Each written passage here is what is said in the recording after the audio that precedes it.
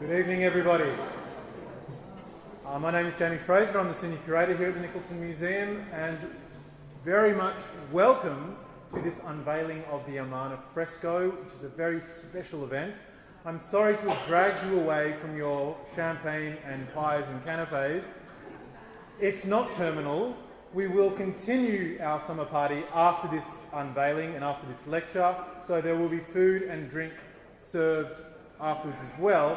I'm going to say this now because I might forget at the end, but when you are invited to come up and have a look at the fresco, please leave your drink and your food behind, because that would be terrible if we actually had a spill. Before I begin, I would like to acknowledge the traditional owners of the land on which we meet, the Gadigal people of the Eora Nation. We acknowledge their ancestral lands upon which the University of Sydney is built. As we share our own knowledge and teaching within this university, we also pay respect to the knowledge embedded within the Aboriginal custodianship of country. I want to take you back 97 years, almost a century ago. The year is 1921, and a young upcoming archaeologist, later Sir, but Mr. Leonard Woolley, started work on an ongoing excavation with the Egyptian Exploration Society at Amarna in the Nile Valley, about halfway between Cairo and Thebes. Now, Woolley, and I have to say this as a Levantine archaeologist myself, Woolley was not an Egyptologist. He had cut his teeth and risen to prominence in the years immediately before World War I, leading the British Museum's excavations of the ancient Hittite city of Carchemish, which lies on the border between Turkey and Syria. In the spring of 1920, following the war, Woolley led what would turn out to be his final season of excavations at Carchemish, but he wasn't to know it at the time. In 1921, the Turkish War of Independence put Carchemish firmly beyond his reach, and in fact it put Carchemish beyond the reach of archaeologists for almost the next century. The Egyptian Exploration Society saw its chance. They invited Woolley to lead a season of excavations in November 1921 to 1922 at the famous city of Amarna. And so while Woolley was there waiting for the political situation on the Turco-Syrian border to stabilise, would that we could end those words even today, Woolley agreed to travel to Egypt and direct a campaign of excavations at Amarna, and it was very fortunate for the Nicholson Museum that he did. Now, as you'll hear tonight, Amarna was constructed by the heretic pharaoh Akhenaten and his great royal wife Nefertiti.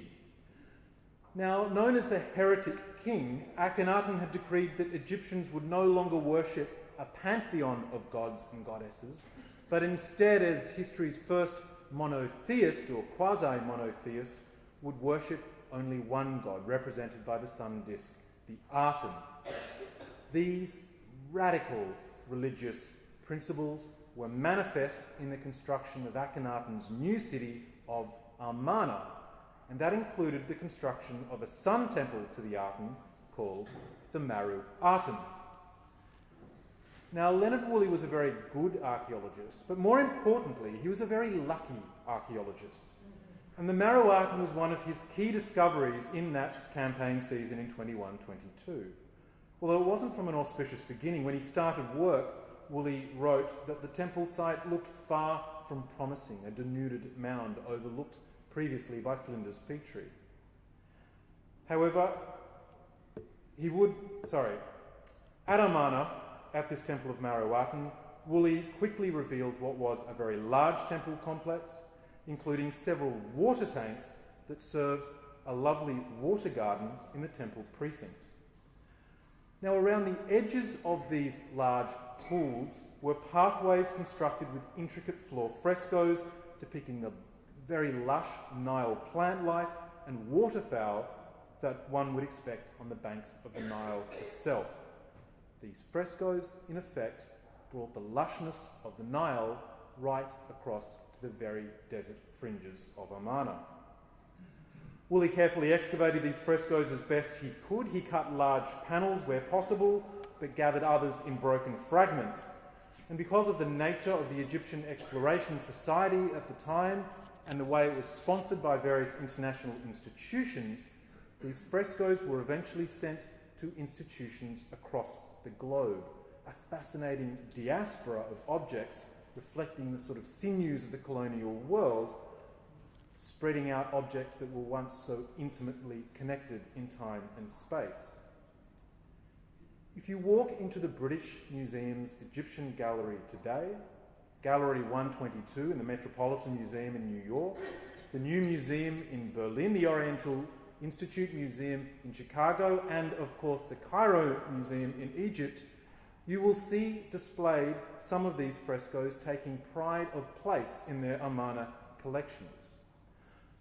Although a large portion of one of these frescoes was sent to Sydney, it has unfortunately lain in pieces, in a box, in the storeroom for the last several decades. Well, until tonight. This evening, we are thrilled to unveil one portion of these frescoes that we have recently cleaned and restored. In a moment, Candice Richards, Assistant Curator at the Nicholson Museum, will tell you briefly about the museum's acquisition of the fresco pieces, and it was Candice who, I point out, in late 2016, when she was acting Senior Curator, set this whole project in motion. Dr. Connie Lord will then briefly discuss the site of Amarna itself and the nature of the Maruatan temple. Connie is currently contracted on staff as our Egyptologist, and she digs at Amarna with the international Amarna excavation team, which is based at the University of Cambridge and at the University of South Illinois. She packs her boots up in the next few weeks to go and join their upcoming season of excavations in March. Finally, Dr. Wendy Reid will tell you about the conservation of the fresco. Wendy is on contract as a conservator at Sydney University Museums. She was recently awarded the inaugural Mid-Career Scholarship from the Australian Decorative and Fine Arts Society in conjunction with the Australian Institute for the Conservation of Cultural Material. This award was in large part bestowed for her innovative work restoring the Amarna fresco here at the Nicholson. And in April, Wendy will present this work for the first time at a major international conference in Munich. But we get a sneak peek of the fresco tonight, and we get a sneak hearing of Wendy's presentation as well. With that, I'll invite Candice Richards up to the microphone. There she is, and she can set us off. Candice.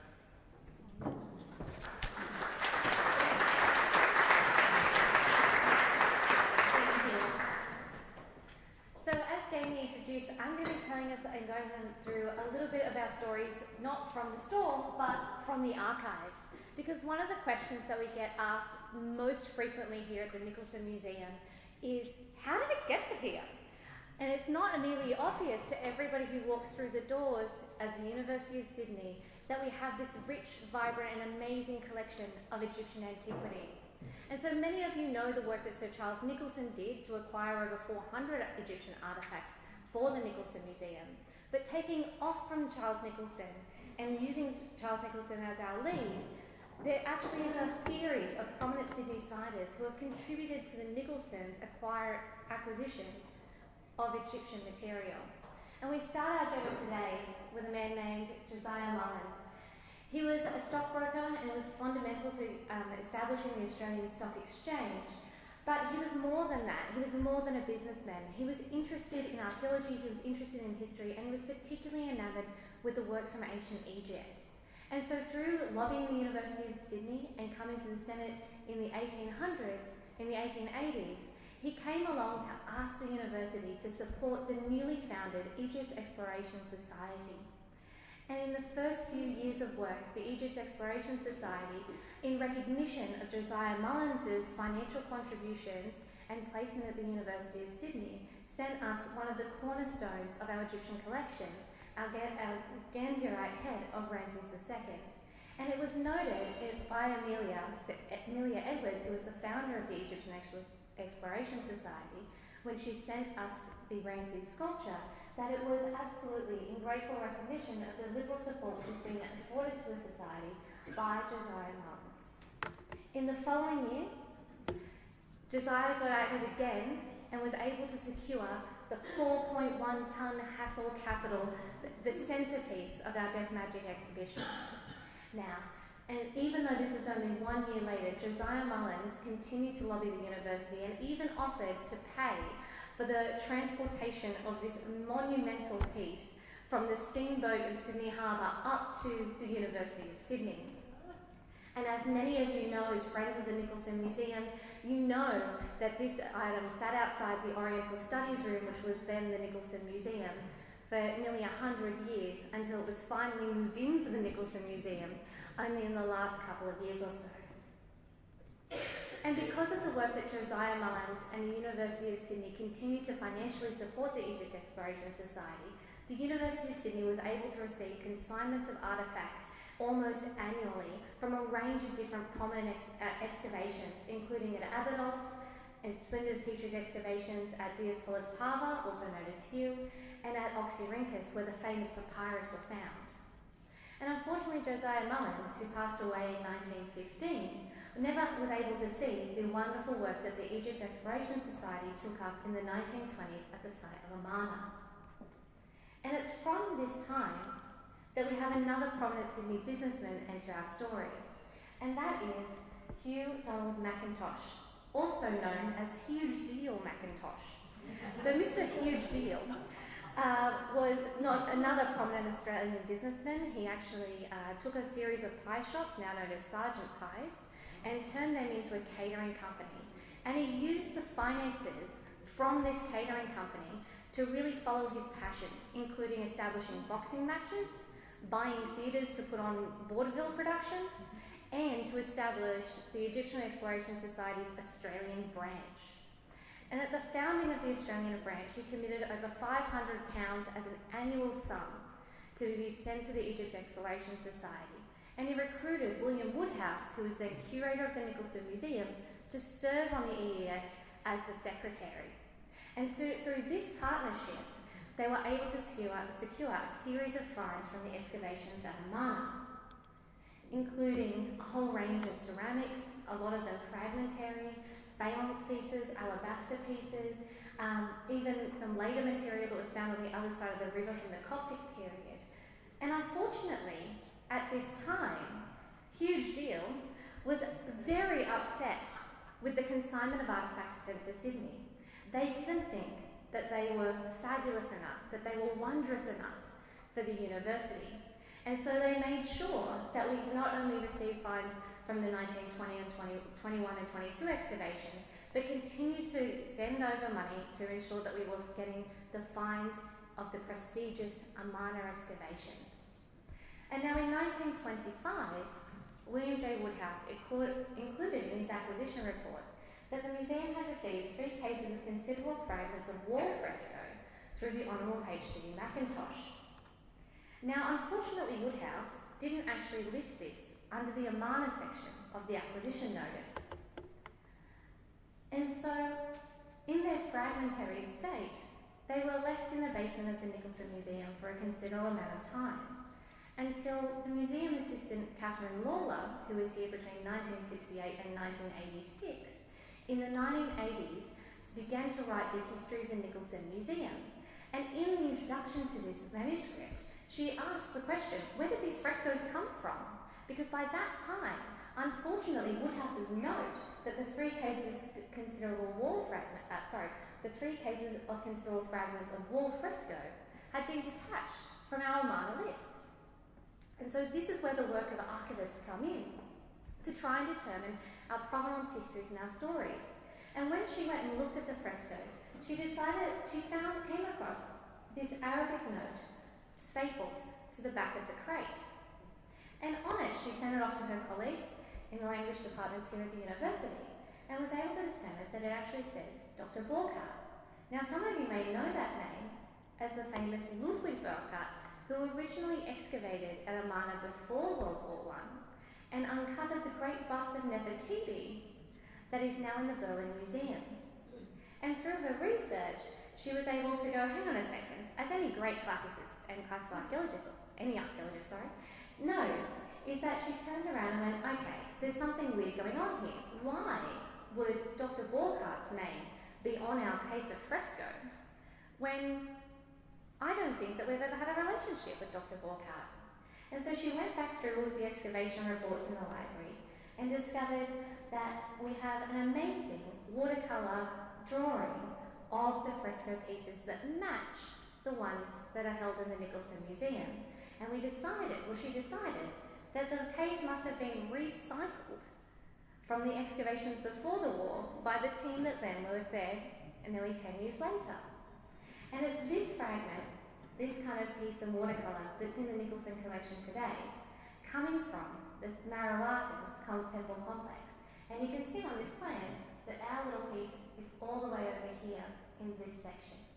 And it's at this point I'm going to leave off and introduce Dr. Connie Lord to tell us more about this amazing complex where the frescoes come from.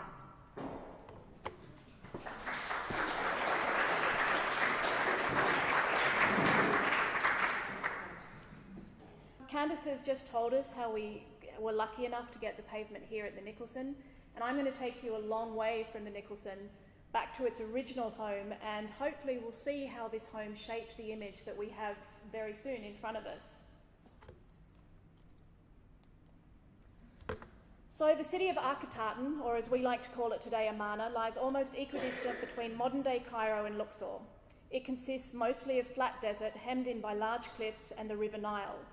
Around 1347 BC, approximately 20,000 people followed their king, Akhenaten, to this empty stretch of desert and built a city.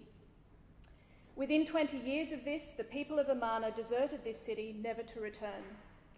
The stone temples were dismantled and the stones taken to be used in buildings elsewhere. The mud brick structures wore down over the centuries so that now really all that can be seen are large numbers of sandy hillocks. And yet somehow, Amarna has never quite lost its appearance, or at the very least the feeling of being a city. It is today the largest accessible area of domestic occupation we have from ancient Egypt, and it still has so much to tell us. One of the reasons for this is that it may have been short-lived, but it was a fully functioning capital city, with everything needed to support a fair-sized population, although it must be said that it supported some, the rich, far better than others, the poor, but that's another story. We can see from the map a long, thin line of structures, including the full contingent of royal and administrative buildings that were housed in suburbs, north, south, and the city area. These also contained dwellings for people of all levels of society. It had tombs for the royal family and the elite, and large cemeteries for the less fortunate. It also had temples focusing on the worship of the sun disk, or the Aten, Akhenaten's personal god, the major ones being called the main and small Aten temples. So if we have a quick look, we can see, starting in the north, we've got the North City, the North Palace, sometimes called the North Riverside Palace. We have the North Suburb, and the elites from this area were all buried in the cliffs along here called the North Tombs. And this included the high-ranking priests of Amarna. On either side of these cliffs, we have a really large cemetery of incredibly small poor people. This is actually where I'll be excavating in March, April and May. If we come down to the central city, this is given over mainly to administrative buildings, including a place called the King's House, which acted kind of like a town hall, but it also did have an area of residence for the king. Along here, along the river, we have areas of huge manufacturing of pottery, faience and glass.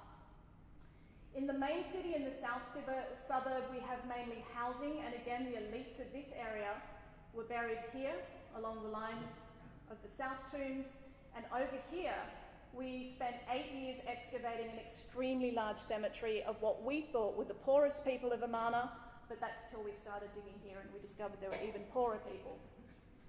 So just also, the central city housed the main Aten temples, but that's not the only place we had some temples. We have a couple of intriguing buildings to the south of the city, one of which was the original home of the Nicholson pavement, the Meru Aten, down here, or more correctly, Pa Meru and Pa Aten, the viewing place of the sun or sun disk. Now, just before I move on, I'd like you to have a look at all the green cultivated land surrounding the Meru Aten. Also, just have a quick look at the very thin strip of desert left here with this structure. I will come back to this later in my talk. So, who enjoyed the Merowarton? I don't have enough hands. The Merowarton was dedicated to the pleasure of one member of the royal family, that of the Princess Merowarton. Sources tell us that Akhenaten and his beautiful principal wife, the famous Nefertiti, had 6 children, all daughters. The eldest of these was Merowarton, who seemed to hold a place of exceptional prominence at Amarna, often shown in family scenes with her sisters, but also alone with Nefertiti worshipping the Aten. Her name and title of King's Daughter appears on the stonework of a few royal buildings, particularly the North Palace and, of course, the Merowarton. The building was most likely originally built for a secondary but favoured wife of Akhenaten called Kia, but it appears when she disappeared from the historical record, probably due to her early death, Merowarton took over her images, like this one here. Originally would have been Kia, but it's been redone to have the likeness of Princess Merowarton, but also took possession of Kia's sun temple, or to use the ancient Egyptian term, sunshade. So what did the young princess do at the Merowarton? What was the temple's purpose? The desert where the Merowarton lies was believed to be a great place for the sunrise, and therefore by extension it was an important part of the rebirth belief cycle. However, the ancient Egyptians regarded their natural home to be a place where plants grew from fertile soil and animals and birds flourished. The evidence shows us that Amarna, despite its dry desert location, was filled with gardens. The villas of the elite had large gardens attached to them, and even the small homes of the workers had vegetable and flower plots. The archaeological evidence shows us that the places that had the most elaborate gardens were those built far out in the desert plain, the sunshades. The Merowarton especially represents an ambitious attempt to create a true oasis complete with water garden. It consists of twin enclosures, one larger than the other, and surrounded by a buttressed brick wall. Both enclosures were mainly given over to pools and lakes, as well as gardens planted with trees and shrubs. Pavilions of various types built in brick and stone were placed around the edges. A long, narrow stone causeway and pier projected into the larger lake, at the end of which was a decorated pavilion. So that's what you can see here. Seriously need other hands. The most distinctive elements that have survived, including the pavement and wall paintings, lay in the northeast corner of the large enclosure. So, oopsie, nope. So we're looking just here. It was a square artificial island surrounded by a ditch supported by a stone platform with an open-air offering place. Behind this, in the corner of the enclosure, was a long pillared construction that shaded a series of T-shaped water basins, vital for the irrigations of the vast gardens of the sunshade. So this we've already seen with Candace. And just take a moment to realise how hard it would be to irrigate all these gardens. The Merowarton, as well as most of Amarna, was well above the waterline of the Nile. So the water really actually had to be carried in pots to these big T-shaped basins. And every day you'd have to have a poor worker lifting up pots of water for the incredible gardens of the Merowarton. In summer it would have been hell, quite honestly, so hopefully the princess appreciated it. Around these vast sunshades there were the gypsum pavements with delicate designs from nature, divided into panels. The Merowarton, both in its name and design, reflects the search for peace that was to be found in sunlit gardens. The addition of shrines and offering places added to the important spiritual dimension. And it's nice to think of the princess coming here with her sisters to play or with friends to relax, to get away from the hassle and bustle of the city, or maybe just to commune with her god, the Aten, really the only god she'd ever known. So this is just a model of the Merowarton from the archaeological evidence we have. You can see we've got that long pier into the Great Lake. We've got this lake, we've got another one here. This is the building area that we're interested in, but you can see the kiosks all around. So, as we heard, the Merowarton was excavated briefly by the Egypt Exploration Society in 1921 and 22, and this aerial photograph was taken 10 years later. As you can see, at this point, the structure still retained a good deal of integrity. So this here, you can see the smaller enclosure, the larger enclosure, you can see the big lake area, and still some of the pavilions you can see around the edges. The other photo is an excavation shot of the northeast corner of the larger enclosure where the majority of material that survived was discovered. So again, you've got pretty good walls, you've got the remains of the pillars and some of the gypsum pavement still there. But today, nothing remains of the Marrow-Arton. It lies under cultivated land that is a continuing problem for archaeologists today. It is difficult as a foreign scholar working in Amarna to reconcile this need to preserve these incredibly important ancient monuments and buildings with the local population's necessity to feed their families and therefore their requirement to expand into antiquity land with irrigation, crops and animals. In many cases, the police protect the land of ancient Amarna with not particularly pleasant zeal, bulldozing houses and crops that have encroached the territory. The demise of the Marrow-Arton, however, was planned and carried out by the government as part of a huge irrigation scheme in the 1960s and 1970s in order to assist the inhabitants of the nearby village of El Hawata. This is all that was left in 1978. You can just see a little bit of the structure, and this is what it looks like today, completely under cultivated land.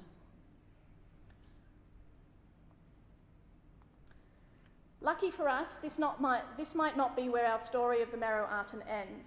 Just 1 kilometre away towards the southern limits of the city is another structure, still partially standing, and that may offer some further insights into the pleasure place of Princess Marrow-Arton. The structure is known by its modern name, Com El Nana. This building is thought to be a strong candidate to be another sunshade, but this time for Marrow-Arton's famous mother, Nefertiti. Com El Nana has not been excavated completely, and was at a later date used as a Christian monastery, so it's difficult at this time to give a full assessment of the site. What we do know is that it differs in some ways to the Marrow-Arton, but the provision of a lot of open space, as well as some of the discovered decorated architectural elements, have convinced the current archaeologists, that Com El Nana cannot be discounted as a similar building with a similar purpose to that of the Marrow-Arton. Excavation is continuing at Com El Nana, and it's hoped that this will provide further knowledge of both sunshades. So what we have so far are lots of garden beds. You can see these are all garden beds set out. This is one of the structures within Com El Nana. This is an aerial photograph, so we've started excavation here. And this is just one of the excavation pits. So it is still it's still standing, it still has integrity, but if you can remember back from the map, it's only on that very thin piece of desert land. There's cultivated land either side of it, so it's really a race to see what we can do. So to finish up, it's hard to believe how fortunate we are at the Nicholson to have this beautiful part of Amarna housed here. If you flip through books of Amarna, you'll see stunning pictures of the art and architecture of the site. However, rapid construction of the city led to inconsistency, and much of the decoration was far less than skillful and designed really only to be impressive at a distance. The finely carved and painted scenes, such as our pavement or our fresco, are actually in the minority. This, coupled with the progression and destruction of the centuries, means that in some ways the survival of our fresco is a bit of a miracle. So when you get a chance to see it later, think of the people that must have walked by this fresco and the amazing journey it's had to this room, and I hope you enjoy it all the more. Thank you.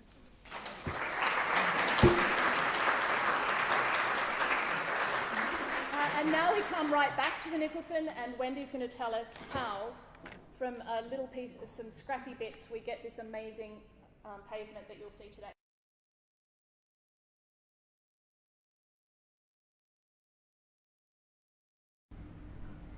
Once upon a time, before conservation, the pavement looked like this. It was broken into 111 fragments, very crumbling plaster, incomplete, and stored originally as two separate panels, but I found that all pieces joined, so I've reconstructed it as one. It had a lot of problems apart from being broken. The plaster is uneven in thickness because it was laid. Excuse me, could you please use the microphone? It's working. Sorry, I'll have to shout. My voice doesn't carry very well, clearly. It's very uneven in thickness. It's not flat. It was probably laid onto tamped earth, which was not even. And so the thickness of the plaster varies across the width of this panel. It's not flat, and the surface is very abraded, lots of holes and scratches, and so not in great condition as we found it in the storeroom. That's better, now I can hear it too. And sometime in the past, since excavation, the pavement has been treated somehow, it's been coated with something that's gone quite yellow, obviously originally to help to preserve the surface. But unfortunately we have no records of what's happened to the pavement conservation-wise or restoration-wise since it was excavated. And so we're working really blind, I guess. So this old yellow coating has gone into all of those pits and divots and holes and scratches in the surface, and it was trapping dirt and growing mould. So a whole series of issues to deal with. And then it comes out looking like that. Not quite so yellow. I think our projector has a yellow cast to it. But you'll see the real thing very soon. Anyway, the process is not simply sticking all the bits back together. It's a lot more involved and laborious than that. First, in conservation, we always have to examine an object thoroughly, get to know what it's made of, how it's made, and what its problems are before we decide on how to treat it, how to conserve it. So that involves not just detailed examination, but photographing it in great detail and documenting everything about it so that the record is there for the future too. If there are any future problems, the record is there, they can see what we've done to it. And then begins the treatment. First thing to do was to clean it. Then we were afforded the opportunity to analyse the pigments in the plaster to find out what they were made of. Then it had to be consolidated. Remember that the pieces are all very crumbly, so I had to impregnate it with a sort of weak solution of adhesive to set hard and to stop it from crumbling any further. Then those pieces are joined, and the losses, as you can see around the edges, were filled with plaster to protect, and then that is painted. That white plaster doesn't stay white, but we tone it so that it doesn't jar when you look at it, but you can still see what's the real thing and what's not. Then a support had to be made to support its great, heavy, fragile weight, and so that it would sit flat in display, remembering it's quite curved. And then after that, the stillage, which is this kind of wooden crate that we house objects in for transport and storage to keep them safe until they go on display in the new Chowchapri Museum. So, the nature of it. What is a fresco? A fresco, oops, buttons are all very close together. The larger part of it, as you see in cross-section here, is a pale brown Nile silt set as a plaster, and then there's a very thin layer of white, fine white lime plaster that sits over that, and then that is painted while still wet. So that Nile silt layer is called the oricchio, and the white fine layer is the intonaco. And then, as you can see in this picture looking down on top, here the intonaco has been lost, and you can just see that Nile mud plaster, and you can see the intonaco where the paint's chipped off, and then there's the paint on top, and you can see there too just how friable and crumbly it was. Then the cleaning begins. I did this over many, many hours, looking through the microscope, because every piece had to have all the dirt and the mould and the old coating picked out of all of those holes and scratches and divots in the surface. And on the right you can see before and after just a small section, just a small piece of the pavement. And cleaning also brought to light some really interesting details about how the pavement was made and about the person who actually made it. Now these marks, here you see textile impressions, so you see this sort of grid-like pattern. here a microscope slide showing that it's a plain weave and a fairly coarse textile. And the reason that there are textile impressions in the surface of it is that it shows how it was made. The plasterers would have come along, laid the plaster layer, done a fine white finish, and then the true fresco means that the paint is applied while the plaster is still wet. So they had to keep the plaster wet before the painters got to it. So they would lay over their fresh white plaster damp cloths, and that's what you see the impression of here. So the plasterers lay the damp cloths, and then the painters come along, peel that back and paint quickly before the plaster dries. And you can imagine how quickly it would have dried in that dry desert air at Amarna. Also, got marks, little parallel lines of little marks in the surface, which look like that. My slightly wobbly lines to show you what you're looking at. We think that they are the impressions of baskets that would have been put down on the wet plaster as the painters probably were moving through very quickly. And then they well have contained their tools, things they might have contained brushes or pigments that they were painting with. So they're moving along quickly and they're putting their basket down and they're painting. And associated with these basket impressions are these sort of long, lazy loops of cord, which I think could have been the handles of the baskets. And so we get a lovely little vignette there of how the thing would have been made. And in fact, all the work at Amarna was done quite quickly. It was really done at a great rate. And then finally, because the pavement was painted wet, with wet plaster, the brush strokes left impressions. And under the microscope, I've been able to measure that the width of the brush that was used was just over 2 centimetres. And I can also tell that, for example, the black outlines of the leaves here, that the first stroke was on the left, overlaid by the next, and so it goes. So it was painted from left to right, and I think that that indicates that the craftsman who painted that was right-handed. And then, machines that go ping. We're very fortunate in our lab to have a portable X-ray fluorescence machine, which meant that we could, I'm working there with my colleague Elaine, and we put several pieces of the pavement before it was joined onto the machine to analyse what pigments were made of and what the plaster was. And so there are various pigments. You can see there's blue, green, there are 2 yellows. There's a brighter yellow along the borderlines, and there's a sort of orange yellow that you can see there. There's the black outlines and the white background. So we tested it all, and we found that the blue is a typical Egyptian blue, which is a copper-based pigment. So the colour is quite typical of ancient Egypt. The yellow was, there were 2 yellows, one created with ochre, that's the brighter yellow, and the more orangey yellow was an orpiment, which is an arsenic mineral and quite toxic. So it's just as well also to know what we're working with, and we work so closely with these things. Green wasn't green at all, and I'm sorry because the colour's a bit off, these don't show as well. But it's a mixture of blue and yellow, which of course makes green when you look at it from a distance, but finely brown pigment to make that colour. The black was a carbon black, and the white was simply the white of the plaster background.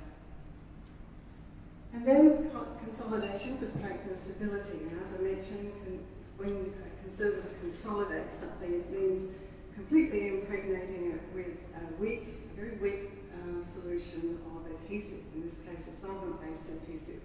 But before I could do that, I had to create the container in which to do this. You have to get creative sometimes. So I fashioned this basket out of a wire mesh and lined it with a finer mesh to catch any little bits. Also, the fine mesh is just a fly wire, and then put little handles on it and put it in the most appropriate container we had, this stainless steel dish, which looks a bit like a chip fryer. Then the pieces were put in a few at a time and absorbed, sitting in just a little bit of the consolidant, and it wicks up until the whole thing is completely saturated. And here just covering it over so that the solvent doesn't evaporate and the adhesive stays moist, so it actually wicks right up through the plaster. That then, when it sets, makes it hopefully a lot harder and a lot less likely to crumble. And then comes the joining of the pieces, but it wasn't that simple. Because, as you recall, the pavement is curved, it's not a nice flat jigsaw puzzle. It meant that as I made the joins, I had to wedge bits of foam in underneath each join to make sure that they stay exactly matched while the adhesive set. Because if it slips at all, you get one join that's a little bit out, and then the next one's worse, and then the next one's worse, until it's just impossible. So it was important that the joins had to be really accurate. And that was the only way I could do it, because this thing is so heavy and so large that, and it had to be put together as one piece, that there was no other way of doing it and of supporting it. So it was challenging. Anyway, it turned out like this, and you can see what pieces are missing around the edges, a few missing bits and a couple of little holes in it, but pretty good. So in order to protect those ragged edges and to strengthen them, and also to be more visually appealing, I filled that with plaster, and first had to make these moulds, this formwork out of, actually I used jeweller's wax, dental wax as well. So made up these forms and then poured the plaster in to fill all those gaps. And then that plaster, as I mentioned, toned in with a paint that just is easy on the eye, tones in with the background colour, so that you could always still see that it's not original, but when you're looking at it, it doesn't catch your eye. And that's the idea. So that's part of the ethics of restoration. We don't try to recreate or to hide the original, but just to strengthen and make sure that the piece will be preserved and can be studied and looked at in a museum or display. And then we have to turn the pavement over. So it's big and it's very heavy, and even though it's consolidated, it's still very fragile. But in order to make the support that it has to sit on, we had to turn it over. So my very clever colleagues, Julie and Madeline, who are experts at housing and handling all the objects in the museum, made this big cushion. So it was, first there was the cushion, then these padded boards that sandwiched it. Then we just strap it together, and of course being careful, because if you strap it too tightly, being curved, it's going to snap. So we held our breath, and we turned it over very carefully. It was a 6-person manoeuvre. Laid it down again, and then had fun picking off all the little bits of foam that I'd wedged in underneath when I was doing the joins and the wax formwork along the side. So cleaned all that off.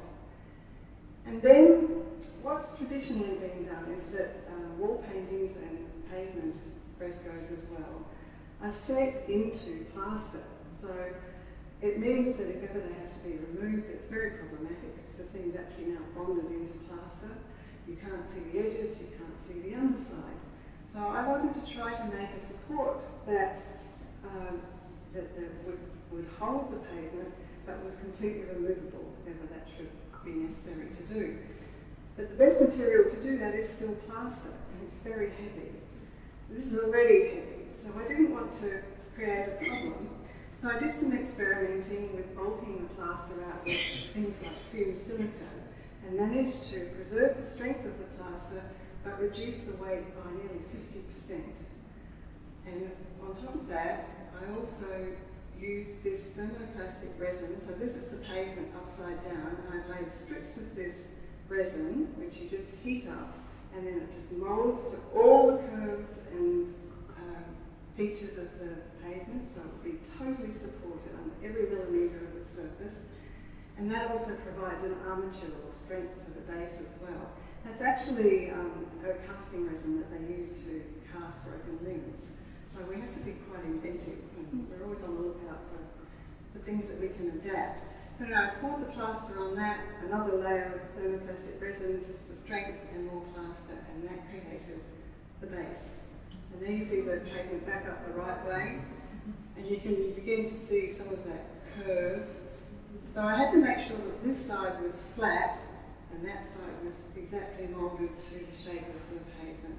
And there you can see more clearly what that base looks like. So it's minimally visual, you hardly know it's there, which is part of the idea that you don't want to look at the base. And then for safe storage and transport, the stillage, which you see here, was made and the pavement was placed in it, and that's where it will sit until the pavement goes on display in the new museum.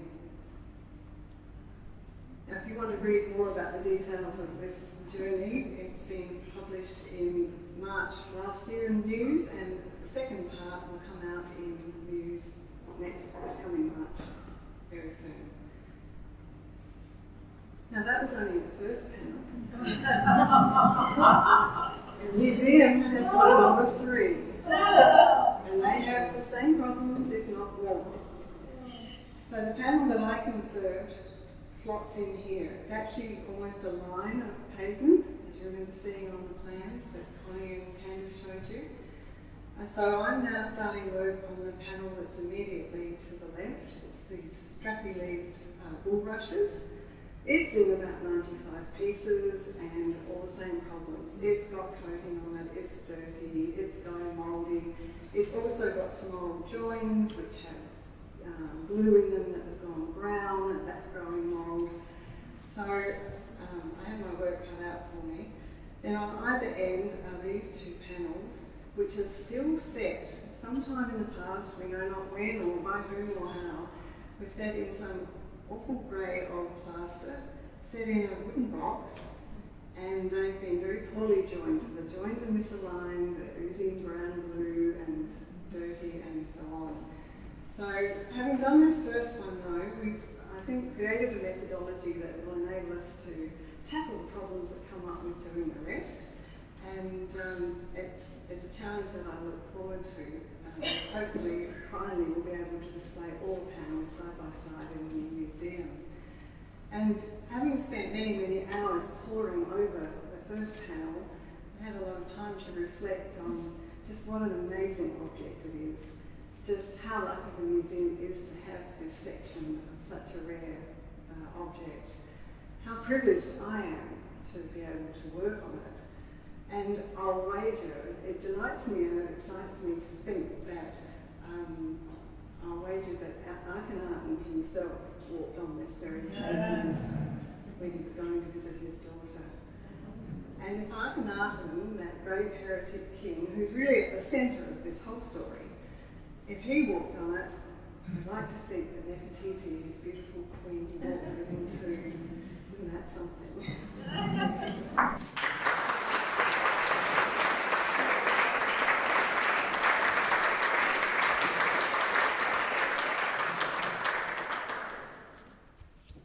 Thank you, Wendy. Wendy and the rest of the collections management and conservation team have really done absolutely first-class work that you will not find better in any museum anywhere in the world, and it's a tremendous credit to Wendy, Marie and all of their colleagues as to the fresco that you'll see here tonight.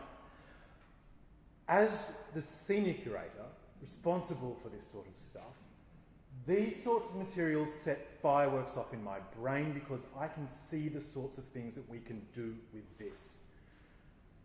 What Wendy has conserved so far represents about 30% of the total fresco. Now, can you imagine that complete? It'll be big, it'll be bold, it'll be striking, it'll be a fantastic image of these Nile plants. It represents a key moment in this sort of radical shift in religion, and a key moment in the whole history of religion in Egypt, but also in the world. And really, this is unique in Australia, certainly, to the Nicholson Museum. So we will go about trying to do the rest of these frescoes. So that's the what. we also just heard the how. Wendy's pioneering experimentation on this first panel, I think, shows us exactly how we know we need to proceed and roughly how long it will take. And so here's the rub. We are, of course, seeking sponsorship and donation to help this fantastic project happen. For these larger conservation projects, we really do rely on the goodwill and the generosity of our friends of the Nicholson Museum. Only last year, for example, a wonderful Etruscan urn was conserved through the generosity of John Lamble and Suzanne Kelly. And Suzanne, of course, was one of the council members who was returned to the council at the AGM shortly before this lecture. That urn is on display in the Etruscan Gallery behind me. It's a key piece in our Etruscan exhibition, and when we take school children through the University Museum or the university students, it's one of those wonderful lenses through which we can explore what Italy was like before the Romans. I would encourage you to consider supporting the ongoing restoration of the Amarna fresco. We estimate that it will take about 30 to 40 working days for each of these particular panels. That's 7 hours, or 7 Wendy hours as I think of them, per day, which costs around $15,000 to $20,000 per section.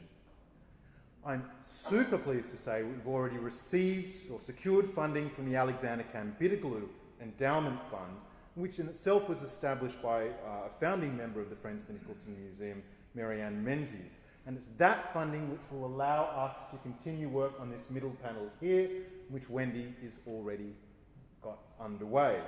It's these other 2 panels for which we're seeking funding to match this financial commitment already. Should you wish to support the project, Fabo, please come and speak to me, speak to David, speak to Paul, or speak to Candice. As per any donation to Sydney University Museums, there is always a donation slip in the back cover of the Muse magazine, and there are some donation slips next to the fresco here. Just remember, fill in your name and address, because of course all donations are always tax deductible. Shortly before I invite you to continue the summer party, we will continue with our food, we will continue with our drinks. It is of course time to unveil the fresco. I really wanted to hold it up so we could show everyone at once. However, Wendy will kill me if it slips out of its stillage.